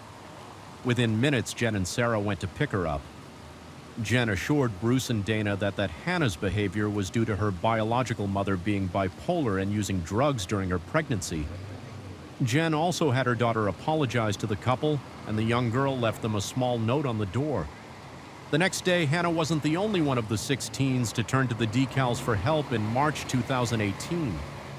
Several months after the first incident, Devant asked Dana for food and made her promise not to tell their mothers. At first, the boy was not looking for much food, but as time went on, he would visit his neighbor with more specific requests, mostly for non-perishable food. Dana, who in the last weeks had gotten close to Devant, had the idea that the siblings were preparing to run away. In later statements, the woman assured that every time the boy came to her house, she sat down to talk to him to gather as much information as possible, and make a well-founded complaint to the Washington State Department of Social and Health Services, DSHS. After Don's 10th visit, the boy told Dana to leave the food in a box on the fence separating the two houses. Although he never explained why, again, the decals had the feeling that the Hart family situation had worsened. It was because of this that they finally decided to make the report to DSHS, which sent Child Protective Services officers to the Hart's home on March the 23rd, 2018. After repeatedly ringing the doorbell, the authorities left the site, leaving a communication card on the car windshield parked in front of the house. What was even stranger to Dana was that minutes before the officers arrived, she saw the other family car pull into the parking lot of the home on Monday, March 26, 2018. Sarah's coworker asked the emergency number to perform a welfare check at her home, as the woman hadn't shown up for work and they hadn't been able to get in touch with her that same day. A family friend named Cheryl, who shares the last name Hart with the couple, called 911 to report that she hadn't heard from Sarah in 2 days. 2 officers went to the Hart home again. No one answered the door, but the officers noticed that one of the vehicles was missing from the parking lot. A few hours later, a policeman visited the house again. With the same result, there was no response. Meanwhile, the emergency hotline received a call from a German tourist who reported that a van had overturned on a cliff in Fort Bragg, California. The vehicle at the end of the cliff, a GMC XL Yukon, belonged to Jennifer and Sarah Hart. When California authorities arrived on the scene, they found the life bodies of Marcus Abigail and Jeremiah in the water near the vehicle. Once the vehicle was removed, they discovered the 2 women still sitting in their seats. On the other hand, there was no sign of the 3 missing children, Devin, Hannah, and Sierra. The autopsy results of the 5 bodies revealed that Sarah and her children had dihydramine in their blood, a drug with sedative qualities. Thanks to the toxicological examination, it was found that Jen's alcohol levels were much higher than those legally allowed for driving. From then on, the investigation moved forward quickly for days. After the accident, police obtained a search warrant to search the family's Washington home. Police reports showed that the Hart house was perfectly tidy. This might seem normal, but considering 6 teenagers were living there, it was strange to think that the rooms were so neat. Joe Swinson, one of the detectives assigned to the case, described that he didn't see any toys or any type of entertainment device, only board games in the living room. Additionally, the investigator explained that it was almost impossible to determine which room belonged to which child. Unlike Jen and Sarah's bedroom, their children's bedrooms lacked personalization. One detail that disturbed Joe was the presence of empty picture frames hanging on the walls, as if they had been purchased and forgotten to be filled. The evidence collected during this search included a laptop and a tablet.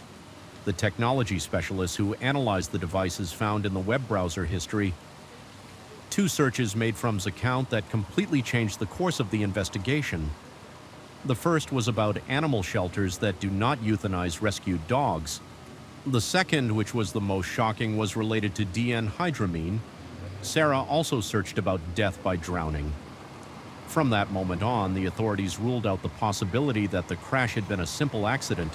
So a jury of 14 forensic doctors unanimously established that it was murder and voluntary death. A team of accident reconstruction specialists analyzed the information stored in the van's operating system. Thanks to this data, it was possible to determine that the vehicle stopped just before changing its direction towards the cliff, where it fell accelerating during that last stretch. This revelation confirmed that Jen, who was behind the wheel at the time of the crash, drove her entire family to a fatal end. Additionally, experts were able to reconstruct the route the family traveled during their sudden trip, which extended through Idaho, New Orleans, and finally California. Although investigators had succeeded in clearing up an important part of the case, the mystery of Devant, Hannah, and Sierra's whereabouts remained unsolved, while the absence of the bodies might indicate that the teens were not inside the vehicle. At the time of the crash, authorities said they had sufficient reason to believe that was not the case. A large search operation was conducted, mobilizing a team of 80 people in the area near the scene. It wasn't until Sunday, April 8th, that Sierra's remains were finally discovered on a beach north of the cliff. For days past with no sign of Devant and Hannah, so the police authorized a search of the family home grounds with dogs specialized in detecting human remains. Unfortunately, they were unable to find anything. Sometime later, a human foot washed up on the shore where Jen crashed the van. DNA tests revealed that the foot belonged to a female, making it very likely that it belonged to Hannah. However, the comparison between the genetic sample and that of their biological siblings was inconclusive. To this day, the California State Police continue to search for Hannah's relatives in the hope that one day they will be able to determine if the remains found belonged to her. Daunt's body was never located. The mystery surrounding this case still captures the attention of many. Some theorize that Devont and Hannah were not in the accident, but that their mothers ended their lives beforehand. Others claim that the two siblings ran away on their own. The unanswered questions are many. The most important may be why Jennifer and Sarah Hart decided to the lives of their entire family. Although we will never know what happened during the investigation period, the police interviewed Sarah's co-worker, who provided testimony according to this person whose identity was kept anonymous. Sarah once confessed to them that she wished someone had told her that not having a big family was okay because then they wouldn't have adopted the 6 children. Although the fate of the 2 minors is unknown, the Mendocino County Sheriff's Department officially closed the case and released the declassified files in 2019. This terrible story and the dramatic end that the 6 teenagers suffered after years of abuse highlighted the failures of the child protection system in the United States and the flaws of a society where prejudice, racism, and bigotry still prevail. They also reveal the indifference of those who, even upon seeing the signs, didn't act forcefully to rescue the children and prevent this tragedy, about which there are still more doubts than certainties. Saint Story 5. The Forbidden Love Between Teacher and Student. A tragic unfolding of events. This is the first time in American criminal cases that the trial was broadcast live in its entirety. Every audience member wanted to know the final outcome, whether the individuals involved were victims or the masterminds behind the case. This case shocked America. At the time, it involved a marriage, a love affair, a lie, and a tragedy. Even though the court reached a judgment, the truth seemed even more elusive. How many dirty secrets did they have between them? On May 1st, 1990, a horrible incident shattered the tranquility of Derry, New Hampshire. Pamela sprinted towards the neighbor house, banging frantically on the door, then collapsed on the ground, crying hysterically when the neighbors asked what had happened. Pamela couldn't articulate herself properly and pointed towards her own home. A few minutes later, police officers arrived to find Pamela sitting on the neighbor's steps, trembling all over as she looked up at the officers. Trying to herself, she told them there was a burglar in her home. The officers immediately armed themselves and cautiously approached the scene. Upon opening the door, there was no movement inside, but at the end of the first floor corridor lay a man, Pamela standing behind. The officers immediately let out a scream, "Oh my God, that's my husband, Gregory." The police officers immediately called an ambulance, but it was already too late. The room looked messy, with items that were originally on the table scattered all over the floor.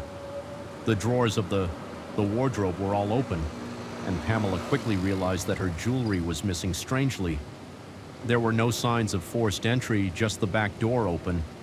It was uncertain whether the burglars forgot to close it while escaping or if the door was originally left open, giving them an opportunity to break in. Additionally, the police's response time was 10 p.m. Burglars normally wouldn't choose to take the risk at this time because most people are not asleep. Yet, considering Pamela was emotionally unstable, the detectives started to question the neighbors' trust. The neighbors mentioned that only the young couple, Pamela and Gregory, lived in the house. Pamela, the teacher, was born and raised in Miami. Her father was a pilot and her mother was a housewife. When Pamela was in the 8th grade, the family moved to this state and settled. Not far from the crime scene, Pamela was an outgoing person and had a wide range of interests. She was a cheerleading captain in high school and dabbled in heavy metal music after enrolling in a university in Florida. She also became a radio host on campus during Christmas. In 1986, Pamela returned from Florida and met Gregory at a party. He was handsome and had long hair. They fell in love at first sight, and their relationship quickly blossomed. Gregory followed Pamela to Florida, and they finally moved back to this state. After Pamela graduated in 1988, Pamela applied for a job in the university's administration department, mainly organizing social events and external communications.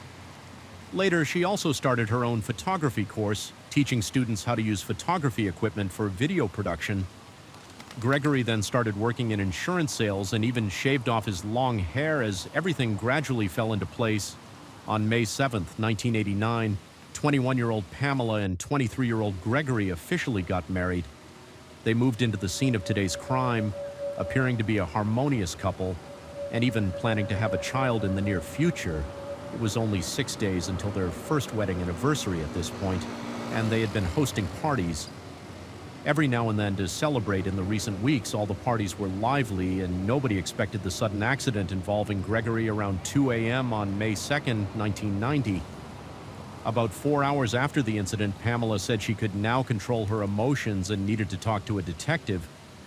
Even though this was beyond the police's working hours, the detectives did not refuse, hoping to solve the case quickly.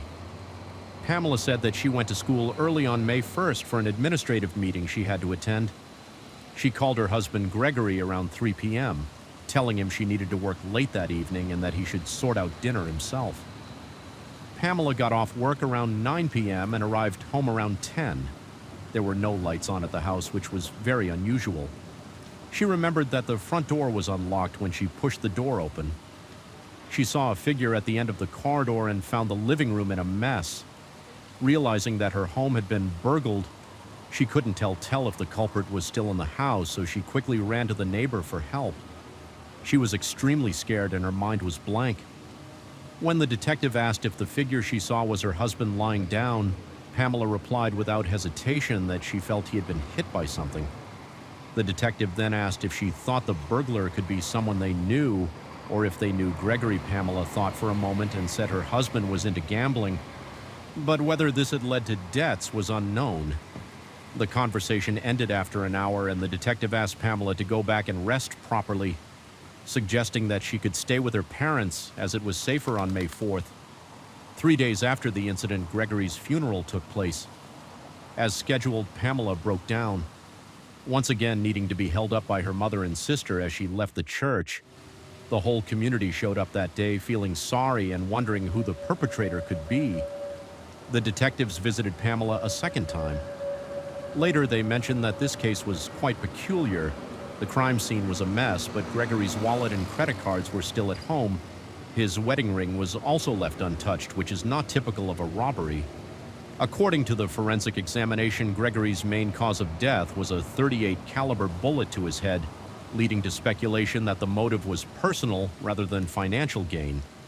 Over the past 2 days, the police have investigated Gregory's connections, including his gambling and other activities, but have not found anything suspicious. Pamela was somewhat resistant to this.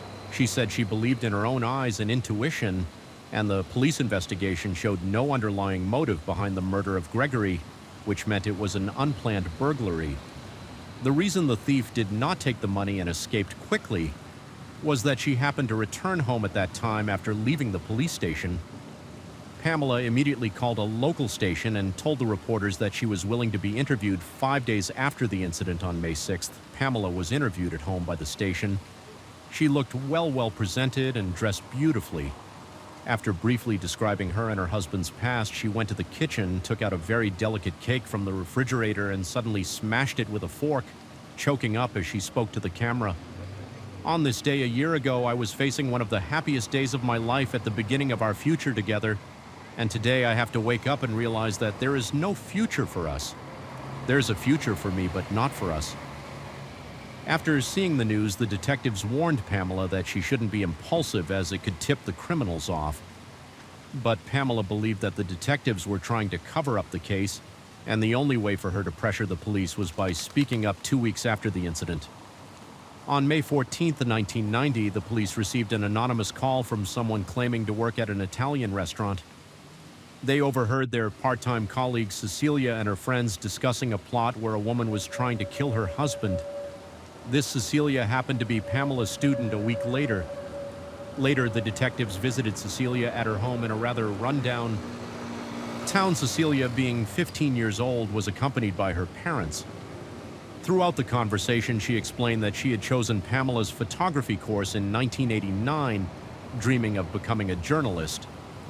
Cecilia was fascinated by the young and beautiful Pamela, as well as her rich life experiences and in-depth knowledge of communication studies, but she did not understand the plot at all. Cecilia stayed at Pamela's house for a week at the end of April and was well taken care of by Pamela and her husband. This piece of information caught the attention of the investigators on the second day of the incident. The investigators requested Pamela to list all the people who had entered her house in the past 2 weeks so that they could collect fingerprints at the scene to eliminate unrelated individuals during their investigation. Pamela listed many names, even the names of the water delivery personnel. But Cecilia's name was not on the list. Did Pamela forget? Or was she intentionally hiding something after they returned to the police station? The investigators began their work. They wanted to know if the anonymous informant was causing trouble or if Cecilia was lying. Another 2 weeks passed. On June 10th, a middle-aged man walked into the police station. His name was Lamb, and he claimed that he was in trouble. His son's friend told him that it was his gun from the cabinet that killed Gregory. He didn't believe it, so he checked it. The gun barrel was very clean, which was unusual since he usually fired a few shots for fun and never bothered to clean it. The barrel should have been dirty. He brought the weapon with him that day, hoping the police could investigate and clear his name, as he did not want to end up in jail for something he didn't do. The detectives carefully inspected the weapon and confirmed that its caliber ballistics matched those found at the crime scene. They were curious as to why Lamb's son's friend would know about this, so they found the informant. The informant said he was friends with Lamb's son Junior and 2 other local boys, Pete and Billy. He was very worried about these 3 because they often went against the rules. After he heard about the incident involving Miss Pamela's husband, he unintentionally overheard Junior saying he had cleaned up the tools. Therefore, he suspected this matter was related to Junior and his friends. The detectives were alarmed immediately, as Junior, Pete, and Billy were still very young. Did they understand the consequences of their actions? Furthermore, Junior and Billy happened to be Pamela's students. Was there any secret among them? On June 11th, the media was tipped off and pointed their fingers at the 3 ignorant young men due to their age. The police kept the names of the 3 individuals confidential at that time and did not inform Pamela of anything. Pamela was extremely anxious, starting to ask around and beginning to complain that, as a victim, she was not getting first-hand details of the case. Perhaps Pamela had not yet realized that the police were deliberately avoiding her because while she was a victim, her behavior was puzzling her initial reaction. After entering the crime scene was to flee, and when she voluntarily came in for questioning in the middle of the night, despite being emotional, she could still vividly describe everything that happened on the day of the incident, down to every single detail, not even a week after the incident. She was frequently in the spotlight of the media, trying to craft an image of a broken woman throughout the entire process. She repeatedly emphasized that everything was done by the burglars. Afterward, she immediately took out her husband's life insurance, totaling $140,000. Her husband was only 24 years old. How many people buy life insurance at such a young age? Even more suspicious was the intricate connection between the reported Cecilia, the 3 young men suspected of handling weapons, and Pamela. The families of the 3 young men had hired lawyers for them during questioning. They all remained silent, so the detectives were trying to figure out where the breakthrough could be. They called Cecilia's mother and frankly said that Cecilia was classmates with the young men. If they knew something and decided not to speak out, now it would be too late once the truth came to light. The mother understood what the detectives meant. The next afternoon, she accompanied her daughter to the police station. Cecilia admitted to having a close relationship with these 3 boys. Pamela was their mentor who had taken them to shoot an advertisement for orange juice. She said that if the ad became popular, she would reward them with a trip to Disneyland, which was a huge incentive for young people in the small town. During this period, Billy and Pamela got closer. Cecilia saw them being intimate more than once. She couldn't remember the exact time, but Pamela once said, "Okay, kill my husband," and then the small town. During this period, Billy and Pamela got closer. Cecilia saw them being intimate more than once. She couldn't remember the exact time, but Pamela once said, "Okay, kill my husband." And then the incident really happened. Cecilia called Pamela in front of the detectives trying to find out who the killer was, or to make Pamela confess that she was the mastermind behind everything. However, Pamela was cautious on the phone and did not fall for the trap. The detective asked Cecilia to wear a listening device and go directly to Pamela's office to get her to speak in a private setting. Cecilia was very nervous on July 12th. She walked into Pamela's office, but because the signal wasn't stable, there was an issue with the device. Luckily, there was a backup recorder still functioning. Eventually, the police issued an arrest warrant for Pamela. Based on one sentence, she said, "Can this sentence ultimately convict her 3 months after the case occurred on August 1st? 1991, Pamela was handcuffed 2 weeks later. She was formally charged overnight. She went from a sad victim to a black widow. The media dug up more dirty secrets, saying that Pamela sent a seductive photo of herself in a white bikini to her student Billy, which caused his downfall on March 4th, 1992. 10 months after Gregory was killed, the trial with the 5 individuals involved started. The media requested full live coverage, and the judge agreed. This was unprecedented at the time, and the public was eager to find out the extent of their evil plot. The prosecution pointed out that the mastermind behind the heinous crime was Pamela. She used her identity as a teacher to get close to and successfully seduce a naive and impulsive student, Billy, who was 7 years younger than her after engaging in the twisted relationship. Pamela instigated Billy to get rid of her husband, Billy, involved 2 of his buddies promising each $500 after the deed.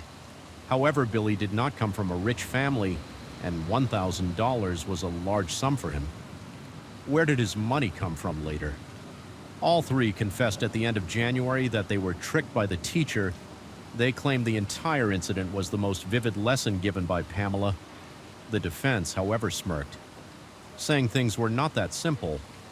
The prosecutor deliberately moved the cases of the 3 boys to adult court, indicating they would face sanctions beyond their age protection. However, at this time, the prosecutor also opposed a plea agreement that not only exempted them from the death penalty, but also set a maximum of 40 years of imprisonment. If they behaved well, they could be paroled after 12 years. This was actually a trap, an unfair trade, and the goal was to get Pamela convicted. According to the private detective's investigation, the criminal records of these 3 boys regarding juvenile delinquency were deliberately concealed. In fact, they had long been problematic and had committed robbery and burglary. So what, wasn't it kind of a joke to accuse an educated female teacher? Moreover, they had no substantial evidence. The prosecution stated that the 3 boys pleaded guilty without any dispute, and their accounts of the incident were exactly the same. So these testimonies were all legal and valid. Junior testified in court that he was supposed to go to the rental company to rent a car as planned with his grandmother that day, but his grandmother forgot about it, so it was Pamela who drove him to get the car. His accomplice Pete was also there, and on the way, Pamela even mentioned having white furniture at home and using a gun to avoid dirtying the carpet. The defense attorney then asked Junior who he said goodnight to last night before going to bed and who he said good morning to early today. Junior replied it was Pete and Billy who were in the adjacent cell. The defense attorney caught on to this point, noting that during the months of detention, they could have easily colluded to fabricate a flawless story. At this moment, the suspect Billy appeared in court. He claimed to have met Pamela during a photography project at school. Pamela liked rock and heavy metal music, which was also Billy's interest. They started talking and got to know each other around February 1993, months before the incident. Pamela had Cecilia pass him a note, and they had a secret meeting. Pamela asked, "Don't you want to kiss me?" Billy blushed, leaned in, and kissed her over the following weeks. Pamela would take Billy to watch explicit videos and pose seductively in a bathrobe. Pamela was the first woman in Billy's life. The next day, Pamela asked Billy to take care of her husband, saying that only by doing so could they be together and inherit everything, including the house car and insurance on the day of the incident. Pamela intentionally left the back gate of the backyard open before leaving home. Billy and Pete followed the plan. Since Gregory was not at home at that time, they opened. The drawer took some jewelry, messed up the house as much as possible, then hid quietly behind the gate. waiting for Gregory to return home upon Gregory's arrival. Junior and Peter rushed out to beat him up. Then Billy himself pulled the trigger using the gun stolen from Junior's father. Afterwards, someone named Raymond drove them away to make Billy's testimony more credible. The prosecutor also had Cecilia testify. Cecilia admitted that Pamela and Billy initially communicated through her. Pamela wrote in a letter, "Do you miss me? I think of you all the time." Cecilia witnessed inappropriate behavior between the two individuals in different settings multiple times. Pamela suggested doing things to her husband, which Cecilia thought was a joke. When Billy asked if she could help obtain a weapon, she even suggested something. Fortunately, it did not succeed. The prosecution summed up at this point, saying Pamela brainwashed Billy with her body, causing him to lose his way and ultimately be completely controlled by her, which was the most terrifying part of this case. The defense attorney strongly objected to this conclusion, acknowledging that Pamela did indeed cross boundaries with Billy, but Pamela had already proposed to break up with Billy, and it was Billy who couldn't let go, hence planning the murder of Pamela's husband. Furthermore, Cecilia had a unique position in the case. Her attire during the trial was paid for by the government, so was her testimony, also serving the government's interest. Cecilia claimed that she thought it was all a joke, yet she mentioned to Billy about an elderly couple at her workplace. The wife said she didn't like the weapons bought by her husband because they didn't feel right. So she always kept the weapons in her car and never carried them with her. Billy deliberately inquired about the type of car and its parking location and went to investigate. Fortunately, that day the husband had removed the weapons, proving that Cecilia's testimony was inconsistent. Why didn't she report to the police earlier? Because she was also afraid she was an accomplice, and now she's shifting all the blame onto Pamela. Trying to avoid jail time, the prosecution disclosed a segment of highly suspicious dialogue that Pamela uttered when Cecilia brought listening devices to her after the incident. Professional audio technicians transcribed this segment and distributed it to the judge and jury. Everyone read the transcript first and then listened to the recording. What Pamela said could be vaguely identified. The prosecution finally revealed that Pamela had disclosed her husband Gregory's affair, which her husband himself admitted, and begged Pamela to forgive him, promising such things would not happen again. Therefore, it could be implied that Pamela wanted revenge because of her husband's infidelity. The defense claimed that the audio had been processed by experts, but there was still significant noise interference intermittently.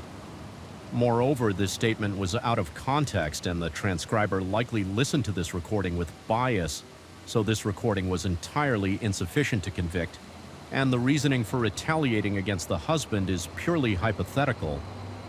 Both defense and prosecution stuck to their guns, with no one willing to give in.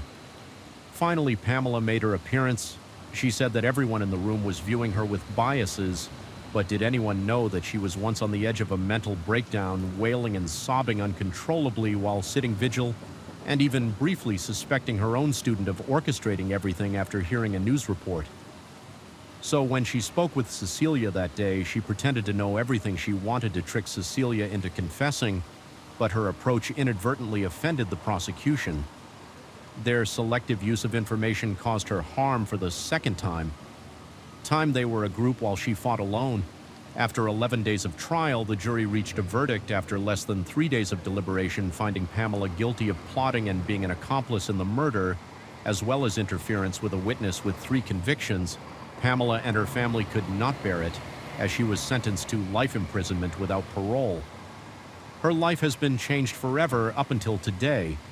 Pamela has yet to confess, enduring high levels of anxiety and vigilance. In prison, suffering from facial nerve damage inflicted by a fellow inmate in 1996, she has to take medication daily, especially during rainy or snowy weather when the pain intensifies. Despite her circumstances, she has earned 2 master's degrees in literature and legal studies in prison, and has applied to become a member of an international women's organization aspiring to advocate for the rights of incarcerated women. In the meantime, the group of students were all eventually released one by one. Nia and Pete were granted parole in 2005 and 2015, respectively. Billy, the one who pulled the trigger, obtained a degree in prison and got a job as a prison electrician. He too was granted parole in 2015. 25 years after the incident, Pamela's response was that she understood these students, but she would never forgive them. These individuals, in order to escape punishment, framed an innocent teacher. The entire story has become too hard to untangle now as the rain gently falls and the night grows deeper. Thank you for joining me here at Mr. Sherlock Holmes. True crime stories remind us of life's mysteries and the importance of staying aware, even as we seek comfort in the quiet of the night. If you've enjoyed tonight's tale, don't forget to like, share, and subscribe. Let the rain carry you to a peaceful sleep, and until we meet again, stay safe, stay curious, and let the night watch over you, for